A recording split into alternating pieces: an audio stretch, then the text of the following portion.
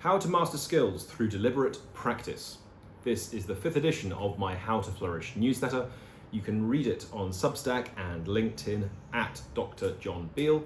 You can watch it on YouTube and you can listen to it also in Substack.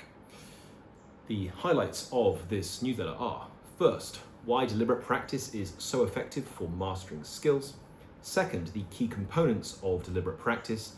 And third, how to engage in deliberate practice. One of the most effective ways to master a skill is through deliberate practice. This is a systematic method of effortful, highly focused, goal-oriented practice which has been shown to significantly improve performance and learning.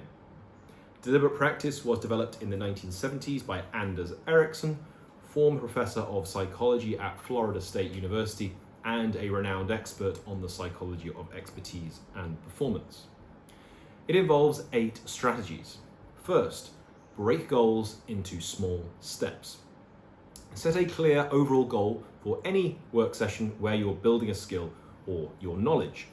Break that down into a set of clear small steps. Each step should function as part of a set of steps leading to the overall goal. Each step should be an incremental increase beyond the previous one, situated just outside your comfort zone. This has been shown to be highly effective for improving learning. You can also apply this principle of breaking down learning and skill development into small steps to completing tasks by breaking down a task into smaller subtasks. Next strategy, repeat. Regularly rehearse areas in need of improvement. Only move on to the next step when you've mastered the current one.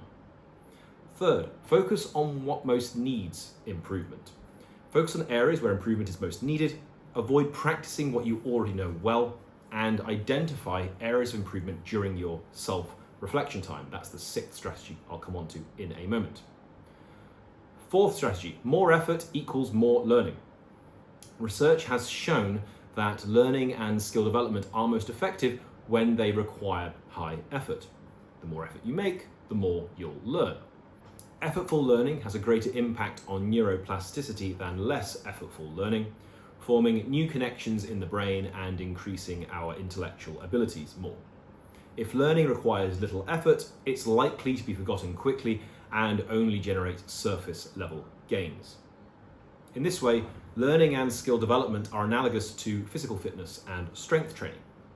The harder you train, the fitter you'll get, and the heavier the weights you lift, the stronger you'll get, as long as you recover effectively and use good techniques. And if you want to learn more about how to recover effectively from stress to improve your performance and avoid burnout, I've written a blog on that topic, which is linked in this blog. Deliberate practice often won't be enjoyable while doing it, since it's hard and involves regular setbacks. I'm going to discuss that more in the 7th strategy. The enjoyment usually comes later from the satisfaction of having built your skills thanks to sustained effort. Always situate the step in your learning process just outside your comfort zone, so you're constantly having to make high effort to master the step that you're on. 5th strategy, concentrate. The most effortful learning always requires our optimal focus. So, create an environment that facilitates your highest level of concentration. Now, I recommend focusing on 3 factors in particular to create such an environment. First of all, time. The time of day that you focus best and how long you maintain optimal focus when you work. For example, you might focus best first thing in the morning for a period of about 3 hours, divided into 3 50-minute periods with 10-minute breaks in between. I discussed in a previous blog of mine how a friend of mine structures his deliberate music practice into 15-minute periods with 2-minute breaks in between. So you just want to test what works for you here, and it's going to vary on the type of skill you're building, the kind of knowledge you're trying to acquire or develop, and also based on how long you're used to concentrating in this deep way. I recommend here testing and tracking what works best for you and experimenting and then changing these periods of time accordingly. Second factor I recommend really focusing on when it comes to creating an environment that optimizes focus is the physical environment. Okay, you want to optimize the physical environment for concentration. Work in a room dedicated to working and never work in your bedroom. That negatively impacts sleep and I'm going to discuss that in the next blog, which is on how to optimize sleep. Remove any object that could be a physical distraction, by physical distraction I mean it's a physical object, such as a cookie jar, a to-do list of items unrelated to what you're focusing on, and most importantly, your phone. Put your phone in a different room. Unsurprisingly, research has shown that performance improves when we put our phone in a different room. The third factor I really want to emphasize to focus on to optimize your environment for focus is digital distractions. And I'm going to emphasize that previous point I just made because it's so important. Put your phone in a different room. Smartphones are the greatest source of distraction ever invented, and none of us are immune to their capacity for distraction. If you find that you still get distracted by checking your phone, even when it's in a different room, consider getting a K-Safe. Okay, I've linked what that is in the blog. A K-Safe is a time-locked, thick plastic box that you can lock your phone in for a set amount of time, from several seconds to 10 days. And the only way you can get your phone out of it is if you smash the box open. That's extreme length to go to, but if you find you get a lot of time back and you can concentrate more by doing that, then it's a worthwhile price to pay. Now, if it's distractions from your computer that are the issue, you could use some excellent apps to control those. Freedom, Self-Control for Mac, and Boomerang, which is available for Gmail and Outlook. I've linked those in the blog. I've used all of those. I use, in the present tense, all of those, and I highly recommend all of them as a way of blocking out websites or email. And websites that tend to distract you, like YouTube, for example, or social media websites, or blocking out your email for a set amount of time so you can just focus and not get concerned about the potential self-distraction. Or I might just check my emails here quickly, and so on. Okay, that was the fifth strategy. Sixth strategy, self-reflect. Regularly self-assess your performance and reflect on areas where improvement is most needed. Do this after each focused session and ahead of the next one. If you make deliberate practice part of your daily work routine, I recommend spending time after each deliberate practice session, which here would be daily, assessing your performance and planning tomorrow's session. And ideally, I recommend using time blocking to plan tomorrow's session for maximum productivity. I've written a blog on time blocking, which is linked in this blog. Seventh strategy, persevere. Since you're trying to do things that you cannot yet do, deliberate practice will involve regular failure, which you will need to persist through. This will be difficult, but it has important benefits. First, it shows that you're consistently pushing yourself outside your comfort zone, which supports the fourth strategy. And it shows you're maximizing your capacity for learning and skill development, since you're maximizing your effort. Second, the setbacks that we experience when we try to meet goals provide us with extremely useful information that enables us to change our learning and practice methods to more effectively meet our goals. It can also build our metacognition, our metacognitive skills, and helps to cultivate a growth mindset. If you want to learn about what metacognition is and how to build it, I've linked in the blog some of my work on that, and I will write a blog on this soon. There's an excellent book on the science of learning, which I've linked in this blog. It's called Make It Stick, and it's by the authors Peter Brown, Henry Roediger, and Mark McDaniel. And in that book, they write that striving, quote, builds expertise because it provides essential information needed to adjust strategies to achieve mastery, end quote. I've quoted this here because setbacks should be interpreted as signs of effort rather than failure. And this helps us build a growth mindset. And we see any setbacks we experience or failures we encounter as points on the way towards building expertise. Essential learning points that are going to help us get better. I've written many blogs on that book, Make It Stick, some of which are linked in this blog. All right, eighth strategy, get expert feedback.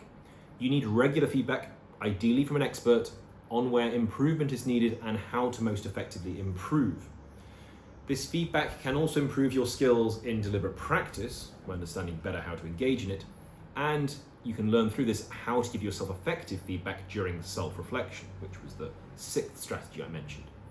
Anders Ericsson wrote in an article in the Harvard Business Review that to reach expertise, you'll need, quote, a well-informed coach to guide you through deliberate practice and help you learn how to coach yourself, end quote. Now, for some skills, the feedback is most effective when it's immediate. For example, in musicianship, sports, and other physical activities such as yoga, Immediate feedback enables you to make rapid and significant progress and avoid learning bad habits that you'll need to unlearn later. So where possible and where the skill is such that you can get this and it serves a really useful role, seek out immediate expert feedback wherever possible. But it's important to note that some skills have a significant subjective element to the effectiveness of their methods, and in these cases, immediate feedback is less important. So take, for example, writing. Now, a writer might spend hours working on a new piece, during which time they pace around the room, they print out their work and edit it, they read it aloud to themselves, and so on. And they might even do unusual things, like they take a break to peel the potatoes in the middle of their writing session because it helps them think more. Ludwig Wittgenstein, the 20th century philosopher, did that, for example, right? Now, all of these kinds of strategies might be highly effective for some writers to varying degrees. What the writer will most need feedback on is the draft of what they're writing, which they can send to an expert writer, perhaps their writing coach. And they could, of course, get feedback on the writing process as well, whether it's effective, what they're doing, and that can always be improved. But it's less clear why a writer should change their method of pacing, printing, editing, peeling potatoes and so on, right, than a yogi should change their yoga pose, or a footballer should change the position of their foot when they cross the ball. In those cases, there's more objectivity to the methods here in terms of what's going to be best for your physical performance, what's going to reduce the likelihood of getting injured, and what's going to help you build the skill best over time, than in the case of a skill such as writing or painting or something, which has much more subjectivity to the methods you're using. In the cases of those physical activities, and you can pick any others, boxing for example, the skills can be improved immediately if you get immediate expert feedback, but given how widely varied effective methods in writing or painting or writing music, right? If we're writing songwriting, rather than writing classical music, but songwriting, for example, right?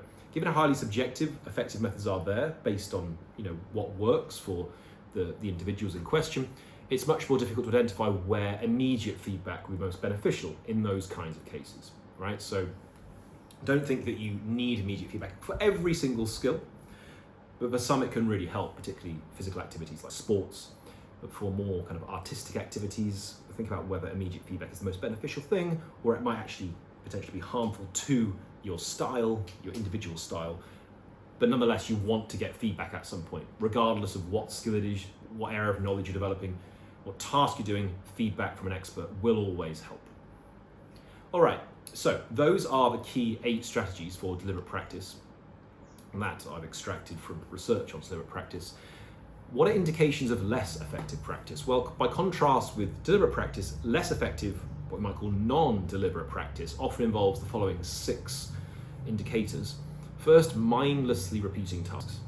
Okay, you're repeating something, but it's not clear what the point is. You've already maybe mastered this skill. Second, a feeling of ease due to a lack of effort. As I've mentioned, effort is often a sign you're pushing yourself to your limit, and more effortful learning is better for learning. It helps you retain the learning long term. Third, staying within your comfort zone, not stretching yourself. Fourth, a lack of specific goals. Okay, deliberate practice is always goal oriented, and you will always go further if you've got some goal you're aiming to achieve. Fifth, practicing what you already know or understand well. If you've done that, move on to the next thing. If you need to return to practice at some point, do so, but move on to the thing that you don't know or understand well. And sixth, focusing on enjoying the practice rather than improving performance. Okay, a lot of people do this. Deliberate practice is often not enjoyable. It's often quite unpleasant, but the enjoyment, as I mentioned, comes later. Okay, so don't think that because you're not enjoying it in the present moment, it's not something worthwhile, and it isn't also something you will enjoy later on. Okay, if you're pushing yourself really hard, exerting your skill to its limit, often it isn't enjoyable in the moment. The enjoyment comes more from the long-term gains that you make. Okay, those are 6 hazards you should watch out for when you practice a skill or you're engaged in deep learning. All right, finally, the takeaway from this newsletter.